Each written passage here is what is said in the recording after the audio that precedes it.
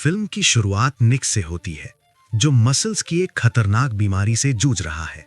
उसके साथ उसकी गर्लफ्रेंड हेली और करीबी दोस्त जोना है। तीनों कैलिफोर्निया जा रहे होते हैं, जहां हेली अपनी पढ़ाई शुरू करने वाली है। ये तीनों पहले MIT में साथ पढ़ते थे। सफर के दौरान वो अलग अलग जगहों पर रुकते हैं, रेस्टोरेंट में खाना खाते हैं, एक्वेरियम देखते हैं और निक को नदी के किनारे दौड़ते हुए भी दिखाया जाता है। रात को वो होटल में रुकते हैं, लेकिन निक को नींद नहीं आती। अचानक निक के फोन पर नोमैड नाम के शख्स से मैसेज आता है। ये एक रहस्यमयी हैकर है, जो पहले भी निक और जोना को परेशान कर चुका है। उसने कभी MIT के सर्वर में उनकी पहचान से घुसकर दोनों को लगभग निकलवा दिया था। अब भी वो उन्हें सता रहा होता है। जब निक उसे बेनकाब करने की धमकी देता है, तो नोमैड एक लाइव वीडियो भेजता है, जिससे साबित होता है कि उसे निक और जोना की सही जगह पता है। असल में उसने चुपके से हेली के लैपटॉप को हैक कर लिया था और कैमरे से उन पर नजर रख रहा था। ये देखकर निक खुद नोमैड को ढूंढने निकल पड़ता है और आखिर पता लगा लेता है कि मैसेजेस नेवाडा से आ रहे हैं। अगले दिन सफर जारी रहता है, लेकिन बेचैनी बढ़ जाती है जब जोना को उनकी कार की तस्वीर मिलती है, जो नोमैड ने भेजी होती है। पीछे बैठा जोना उसकी एग्जैक्ट जगह पता लगाने में लगा रहता है। रास्ते में वो पेट्रोल पंप पर रुकते हैं और निक कॉफी लेने उतरता है। इसी दौरान हेली जोना से पूछती है, क्या निक ने उससे कैलिफोर्निया जाने वाली बात कही है। वो जानती है कि उसका जाना निक को अंदर ही अंदर परेशान कर रहा है, लेकिन उसने खुलकर कुछ नहीं कहा। निक वापस आता है, लेकिन अचानक गिर जाता है और कॉफी खुद पर गिरा लेता है। अपनी हालत की वजह से वो शर्मिंदा महसूस करता है और दूसरी कॉफी लेने गुस्से में चला जाता है। तभी दोनों लड़कों को पता चलता है कि नोमैड सिर्फ 180 मील दूर है। वो तय करते हैं कि रास्ते में उससे मिलेंगे, लेकिन तभी उन्हें हेली दिखाई नहीं देती। कुछ देर बाद निक उसे पास की चट्टान पर बैठा पाता है। वहां दोनों के बीच रिश्ते को लेकर जरूरी बात होती है। निक को डर है कि उसकी बीमारी हेली की जिंदगी रोक देगी, इसलिए वो उसके जाने से पहले रिश्ता खत्म करना चाहता है। हेली उसे समझाती है कि सब ठीक हो सकता है, लेकिन निक उलझन में रहता है। गुस्से में हेली निक का दिया हुआ नेकलेस निकालकर फेंक देती है। इस जज्बाती पल के बाद तीनों नोमैड की जगह की तरफ बढ़ते हैं। रात में उन्हें एक सुनसान और टूटा हुआ घर मिलता है। सबको शक होता है कि क्या नोमैड वाकई यही है। शक के बावजूद निक और जोना टॉर्च लेकर अंदर जाते हैं, लेकिन कुछ अजीब नहीं मिलता। अचानक बाहर से हेली की चीख सुनाई देती है। दोनों भागते हुए कार तक पहुंचते हैं, लेकिन हेली गायब होती है। कार का रेडियो भी अजीब तरीके से चल रहा होता है।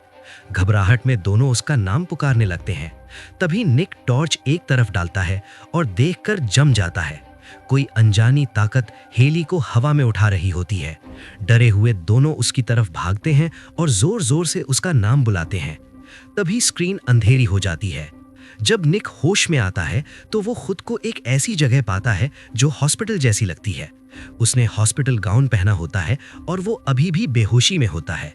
सफेद सूट पहने एक आदमी उसे व्हीलचेयर में बिठाकर एक कमरे में ले जाता है। वहां दूसरा आदमी अपना नाम डॉक्टर वॉलेस डेमन बताता है।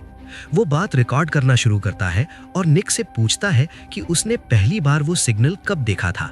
निक हैरान रह जाता है। उसे समझ ही नहीं आता डेमन किस बात की बात कर रहा है। वो अपने दोस्तों के बारे में पूछता है और जानना चाहता है कि उसे यहाँ क्यों लाया गया है। डेमन बताता है कि निक और उसके दोस्तों का संपर्क एक EBE से हुआ है, यानी एक बाहरी जीव से। निक और ज्यादा उलझ जाता है। वो बार बार अपने दोस्तों से मिलने और घर वालों से बात करने की जिद करता है। तभी डेमन देखता है निक की नाक से अचानक खून बहने लगता है।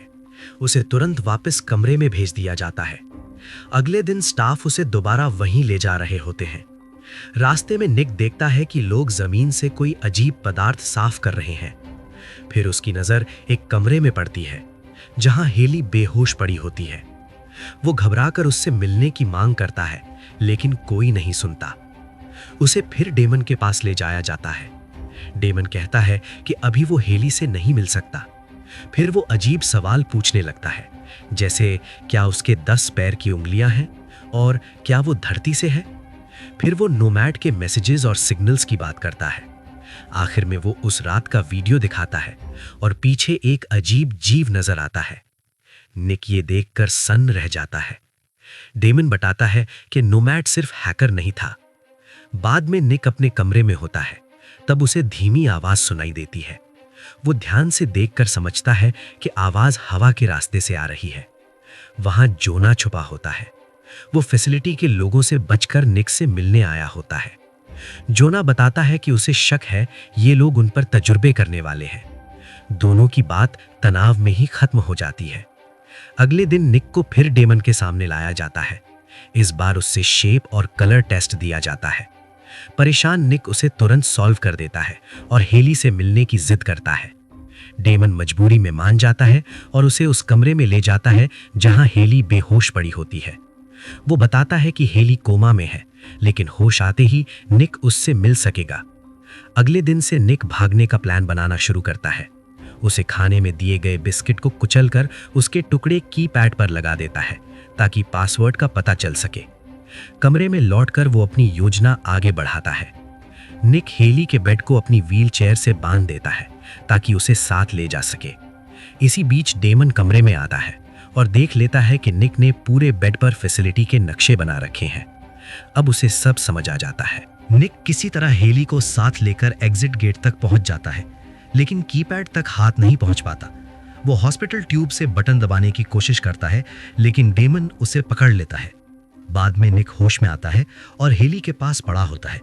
हेली अभी भी बेहोश होती है। गार्ड्स से झगड़े में निक बेड से गिर गया था।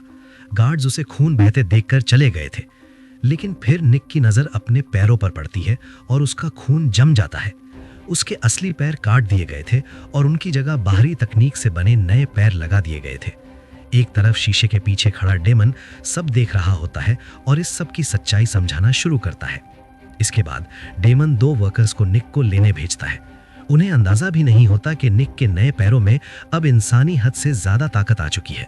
जैसे ही वो कमरा खोलते हैं, निक अपने नए पैरों की शक्ति से दरवाजा जोर से उड़ा देता है और भाग निकलता है। अब निक चल भी सकता था। वो हेली को साथ उठाता है और फैसिलिटी के रास्तों में तेज रफ्तार से निकल पड़ता है। डेमन पीछे आता है और लिफ्ट के पास उन्हें रोक लेता है। वो शांत लहजे में निक से कहता है कि वो सिर्फ फैसिलिटी के अंदर ही उसकी मदद कर सकता है। अगर वो बाहर गया तो बिल्कुल अकेला होगा। निक उसकी बात नजरअंदाज करता है और हेली को लेकर निकल जाता है। दोनों एक अंधेरी गैलरी में पहुंचते हैं, फिर गटर जैसे रास्ते से गुजरते हैं। कुछ देर बाद जब वो बाहर निकलते हैं तो तेज धूप उनके चेहरे पर पड़ती है। वो खुद को एक सुनसान रेगिस्तान के बीच पाते हैं। इसी दौरान हेली को होश आ जाता है। दोनों पैदल चलना शुरू कर देते हैं। काफी देर बाद उन्हें एक गाड़ी आती नजर आती है। वो उसे रोक लेते हैं। गाड़ी चलाने वाली एक बुजुर्ग और अजीब सी औरत होती है जिसका नाम मिरेबेली होता है। सफर के दौरान मिरेबेली बहुत अजीब हरकतें करती है। वो कहती है कि उसे छोटे फरिश्ते दिखते हैं जो खुदा ने भेजे हैं। कुछ देर बाद वो दोनों को एक पेट्रोल पंप पर छोड़ देती है। निक अंदर जाकर फोन यूज करने की कोशिश करता है, लेकिन फोन काम नहीं करता। तभी टीवी पर अपना ही चेहरा देखकर वो सन्न रह जाता है। लेकिन उसी वक्त एक लाल ट्रक तेज रफ्तार से निकलता है और उसके अंदर हेली होती है। निक तुरंत अपने नए पैरों की ताकत से ट्रक के पीछे दौड़ पड़ता है। ट्रक के अंदर हेली को एक बंदूक मिल जाती है। वो उसे उठाकर अपने अगवा करने वाले आदमी पर तान देती है। दोनों मिलकर उस आदमी को काबू में कर लेते हैं और ट्रक पर कब्जा कर लेते हैं। उधर डेमन निक और हेली को पकड़ने के लिए रोड ब्लॉक लगाता है। इसी दौरान उसकी मुलाकात मिराबेली से होती है। वो उसे साफ चलने को कहता है और वो मान जाती है। डेमन के पास एक लाल ब्रीफकेस भी होता है। फैसिलिटी में डेमन मिराबेली से पूछताछ करता है, लेकिन अचानक उसकी नाक से खून बहने लगता है, बिल्कुल वैसे ही जैसे पहले निक के साथ हुआ था। डेमन ब्रीफकेस से बंदूक निकालता है और स्क्रीन अंधेरी हो जाती है। इधर निक और हेली रास्ते में फंस जाते हैं। उन्हें समझ नहीं आता कि वो कहाँ हैं। वापस मुड़ते वक्त उन्हें एक सुनसान विजिटर सेंटर मिलता है। वो कुछ देर के लिए वहीं छुपने का फैसला करते हैं। अंदर निक दोबारा फोन यूज करता है, लेकिन वो भी काम नहीं करता। हेली को जगह का एक नक्शा मिलता है, लेकिन निक फिर भी समझ नहीं पाता कि वो कहाँ है। उधर डेमन और उसकी टीम उस आदमी तक पहुंचते हैं जो हेली को ले गया था। वो पागल हो चुका होता है और हवा में अपने काल्पनिक घर वालों से बातें कर रहा होता है। वो डेमन पर गोली चलाने की कोशिश करता है, लेकिन बंदूक फेल हो जाती है। डेमन उसे वहीं मार देता है। विजिटर सेंटर में निक और हेली नीचे से आवाज सुनते हैं और छुप जाते हैं। कुछ देर बाद उन्हें फैसिलिटी का एक वर्कर दिखता है, लेकिन जब वो करीब आता है तो पता चलता है कि वो जोना है। तीनों दोस्त दोबारा मिलते हैं और अपनी कहानियां बताते हैं। पता चलता है कि जोना भी फैसिलिटी से भाग निकला था। रात में निक हेली की पीठ पर एक अजीब निशान देखता है। उसे शक होता है कि शायद उस पर भी तजुर्बे किए गए हैं। जोना अंदाजा लगाता है कि शायद वो एरिया 51 में है। फिर वो दिखाता है कि उसके दोनों हाथ भी नए प्रोस्थेटिक हाथों से बदल दिए गए हैं। अगले दिन तीनों बाहर निकलने का रास्ता ढूंढने निकलते हैं, लेकिन उनका सामना एक रोड ब्लॉक से हो जाता है। जोना तुरंत आगे बढ़ता है और गार्ड्स पर गोली चलाता है, जबकि निक और हेली ट्रक के पीछे छुप जाते हैं। लड़ाई में जोना बुरी तरह जख्मी हो जाता है। वो निक से कहता है कि हेली को लेकर निकल जाओ, मैं इन्हें रोकता हूँ। निक अपने दोस्त को छोड़ना नहीं चाहता, लेकिन और कोई रास्ता नहीं होता। जोना अपने नए ताकतवर हाथों से रास्ते का बैरियर तोड़ देता है और निक और हेली को भागने का मौका देता है। फिर वो जमीन पर जोर से मुक्का मारता है, जिससे एक शॉक वेव निकलती है और गार्ड्स हिल जाते हैं। जोना बच नहीं पाता, लेकिन उसकी कुर्बानी भी बेकार चली जाती है। कुछ ही देर बाद डेमन निक और हेली को दोबारा पकड़ लेता है। उनका ट्रक कांटों वाले रोड ब्लॉक से टकराता है और उलट जाता है। दोनों बुरी तरह जख्मी हालत में बाहर निकलते हैं। हेली निक को वही नेकलेस वापस देती है जिसे निक समझता था कि उसने फेंक दिया था। फिर गार्ड्स हेली को हेलीकॉप्टर में ले जाते हैं। जैसे ही वो जाती है, निक डेमन का नाम का बैज देखता है और एक सच समझ जाता है। डेमन का नाम उल्टा पढ़ो तो बनता है नोमैड। डेमन मान लेता है कि शुरू से वही नोमैड था। उसने ही निक को यहाँ बुलाया था ताकि उस पर एलियन टेक्नोलॉजी के तजुर्बे कर सके।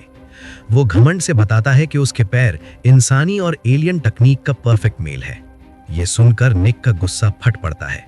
उसके पैर लाल चमकने लगते हैं और वो बिजली की रफ्तार से दौड़ता है, लेकिन अचानक एक इनविजिबल दीवार से टकरा जाता है।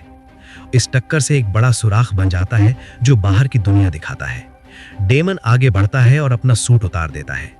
निक देखकर जम जाता है। डेमन इंसान नहीं होता, उसका सर एक रोबोटिक एलियन जैसा होता है। फैसिलिटी के सब लोग असल में रोबोटिक एलियन प्रजाति के होते हैं। निक को पता चलता है कि मेनाबेली और हेली को ले जाने वाला आदमी असल में कभी इंसान थे। उनका दिमाग एलियन टेक्नोलॉजी बर्दाश्त नहीं कर पाया और वो पागल हो गए। इसीलिए डेमन को उन्हें खत्म करना पड़ा। जब निक आसपास देखता है तो उसकी रूह कांप उठती है। वो धरती पर नहीं था। रेगिस्तान सिर्फ एक झूठा धोखा था ताकि उन्हें लगे कि वो अब भी अर्थ पर हैं। कैमरा धीरे धीरे पीछे जाता है और एक बहुत अजीब सी जगह नजर आती है। हर तरफ ऊंची इमारतें, अजीब शहर और ऊपर एक विशाल सूर्य शील्ड लगा होता है। निक समझ जाता है कि वो इस पूरी एलियन दुनिया में अकेला इंसान रह गया है। उसका सबसे अच्छा दोस्त मर चुका है और उसकी गर्लफ्रेंड उससे छीन ली गई है। यहीं कहानी खत्म होती है। वीडियो यहां तक देखने के लिए आपका शुक्रिया और हमारे चैनल को सब्सक्राइब करें ताकि हम आगे भी ऐसी मजेदार कहानियां ला सकें आपके लिए।